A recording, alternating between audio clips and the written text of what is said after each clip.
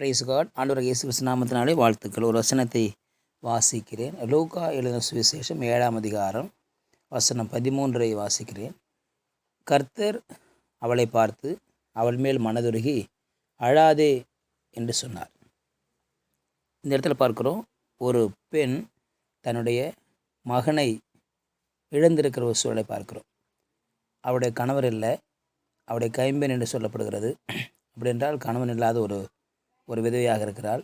அப்படிப்பட்ட அவளுக்கு இருந்த ஒரே மகன் அவன் மரித்து போகிறான். ஏன் மரித்தான் என்று சொல்லி வேதத்தில் சொல்லப்படவில்லை.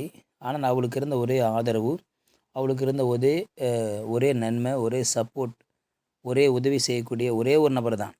அந்த நபரும் தன்னை விட்டு போய்விட்டானே என்று சொல்லி அவர் மிகவும் துக்கப்பட்டு கொண்டிருந்தார். தனக்கு இருந்த மகனும் மரித்து போனானே என்று சொல்லி அவனை குறித்து மிகவும் வேதனைப்பட்டு கொண்டிருந்தார். இந்த நேரத்தில் ஆண்டவராகிய இயேசு கிறிஸ்து அங்கே வருகிற பொழுது அந்த மகளை பார்த்து அவள் மேல் மனதுருகுகிறார். ஆண்டவராகிய இயேசு இந்த பூமியில் மனதுருக்கத்தின் ஊழியத்தை செய்தார். மனதுருக்கம் எந்த ஒரு ஊழியக்காரருக்கும் ஒரு மனதுருக்கம் இருந்தால்தான் ஊழியத்தை செய்ய முடியும்.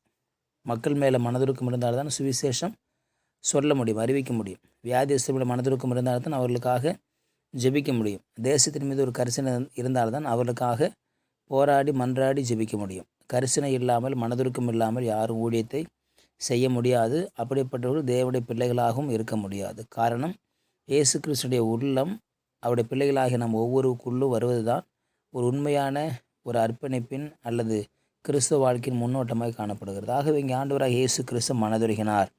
மனதுருகி அவர் சொல்லுகிறார், கிட்ட வருகிறார். மனதுருகிட்டு அப்படியே போகலை, அழாதே என்று சொல்லுகிறார். அழாதே என்றால் ஏதோ ஒரு காரியம் செய்ய போகிறார் அர்த்தம். அழாதே என்றால் அந்த அழுகைக்கு முற்றுப்புள்ளி வைக்கப் போகிறார். அழாதே என்று சொன்னால் அதன் பிறகு ஒரு சந்தோஷம், ஒரு நிம்மதி அல்லது எதிர்பார்த்து இந்த காரியம் வரப்போகிறது. அல்ல, அழாதேக்கு பின்னால் ஒரு மிகப்பெரிய ஒரு சந்தோஷம், ஒரு ஹாப்பினஸ் இருக்கிறது என்று இங்கே நாம் பார்க்கிறோம். அழாதே என்று சொன்ன பிறகு அந்த அழுகையை மாற்றுவதற்கு இயேசு அங்கே ஒரு காரியத்தை செய்கிறார். கிட்டே வந்து பாடையை தொடுகிறார். பாடையை தொட்டு அங்கே அந்த பாடி சுமந்துட்டு போகிறாங்க. போகிற அந்த இடத்தில் நின்று பார்த்து அவர் சொல்கிறார், வாலிபனே எழுந்திரு என்று நான் உனக்கு சொல்லுகிறேன் என்று சொல்கிறார். ஒரே ஒரு வார்த்தை தான். இந்த வார்த்தை எவ்வளோ பெரிய வல்லமையுள்ள வார்த்தையாக இருந்தது. அன்றைக்கு லாசருவே எழுந்திரு என்று அன்றைக்கு ஒரு வார்த்தை சொன்னார். கல்லறை வெடித்து மரித்த லாசர் எழுந்து வந்தார். இங்கே பாடை தூக்கிட்டு போகிறாங்க. தூக்கிட்டு போகிற நேரத்தில் வாலிபனே எழுந்திரு என்று சொல்கிறார். மரித்து போன அந்த சடலம், மரித்து போன மனிதன், மரித்து போன வாலிபனுடைய பாடி தாங்க இருக்குது. எப்படி ஒரு சொன்ன சத்தம் அங்கே கேட்கும்?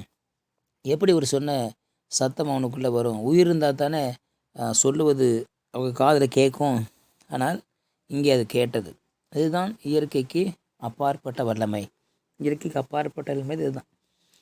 பாடையை தொடுகிறார். எழுந்து என்று சொல்லுகிறார். எழுந்து என்று சொன்ன உடனே அவன் எழுந்து, மரித்தவன் எழுந்து, அதான் வார்த்தை, முக்கியமான வார்த்தை. மரித்தவன் எழுந்து. சும்மா தூக்கிட்டு போனவன் கூட எழுந்துச்சு நிற்கலான்னு நின்றுருப்பாங்க அப்படின்னு கூட சில பேர் சொல்லுவாங்க. ஆனால் சும்மா தூக்கிட்டு போன வாலிபனை எழுந்துரு அப்படின்னு சொல்லலை. மரித்தவனை எழுப்பினார். மரித்தவன் எழுந்தான் என்று வார்த்தை சொல்லுகிறது. மரித்தவன் எழுந்தான். மரித்து போனவன், செத்து போனவன், தன் தாயை விட்டு பிரிந்து போனவன் இங்கே எழுகிறான். எழுந்து உட்கார்ந்தான். உட்கார்ந்த உடனே அவன் பேச தொடங்கினான். பேச ஆரம்பிக்கிறான். என்ன பேசுகிறான்னு சொல்லி தெரியல. பேச ஆரம்பிக்கிறான்.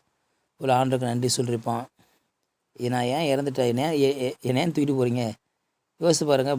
பாடை தூக்கிட்டு போகும்போது அந்த பாடி எழுச்சி உட்காந்தா என்ன நடந்திருக்கும்? அந்த பாடை தூக்கிட்டு போனவங்கெல்லாம் கீழே போட்டு ஓடிருப்பாங்க. அந்த பாடைக்கு பின்னால் போயிட்டு இருந்தோன்னா ஓடிருப்பாங்க. ஏன்னா பிசாசு எழுந்திரிச்சிது அப்படின்னு நினச்சிருப்பாங்க. ஒரு மனிதன் இறந்த உடனே அவனை பிசாசாகத்தான் நாம் நினைக்கிறோம். ஆகவே அவன் எழுந்து நின்ற உடனே, அவன் எழுந்து உட்கார்ந்த உடனே அங்கே அவன் பேசத் தொடங்கினான். ஆகவே அழுது கொண்டிருந்த தாயாருடைய அழுகை நிறுத்தின ஆண்டவர் இங்கே அடுத்து ஒரு சந்தோஷமான ஒரு காரியத்தை செய்து குழந்தை பிள்ளையை, வாலிபனை, மகனை அந்த பெண்ணுடைய கரத்தில் அவர் ஒப்புவித்தார். இப்பொழுது அங்கே இருக்க எல்லோரும் பயமடைந்து என்று பார்க்கிறோம். பயமடைந்து, எதை குறித்து பயமடைந்து அப்படின்னா, எழுந்திரிச்ச பாடி குறித்து அல்ல, எழுப்பினவரை இந்த வல்லமை குறித்து. ஏறிப்பின்னவர் எப்படிப்பட்டவரோ, எழுந்துன்னு சொன்னார், ஏன் உட்காண்டானே. உட்கார்ந்தவனை குறித்து தான் நம்மளாம் பயப்பட்டிருப்போம். ஆனால் இங்கேயோ எழுந்திரு என்று சொன்னாரே, அவரை குறித்து பயப்பட்டார்கள். அவரை குறித்து இவர் தீர்க்கதரிசியாக இருப்பாரோ என்று சொல்லி அவர்கள் பேசத் தொடங்கினார்கள். இவர் தீர்க்கதரிசி தான் என்று சொல்லி பேசத் தொடங்கினார்கள். ஆகவே இயேசு அங்கே தன் வல்லமை நிரூபித்தார், தன்னுடைய மகிமை வெளிப்படுத்தினார். மரித்தவன் எழுந்து உட்கார்ந்து பேசத் தொடங்கினான். ஆகவே இன்றைக்கும் ஆண்டவராக இயேசு வல்லமையுடையவர், அற்புதம் செய்ய முடியும், அற்புதம் செய்யக்கூடியவராகத்தான் இருக்கிறார்.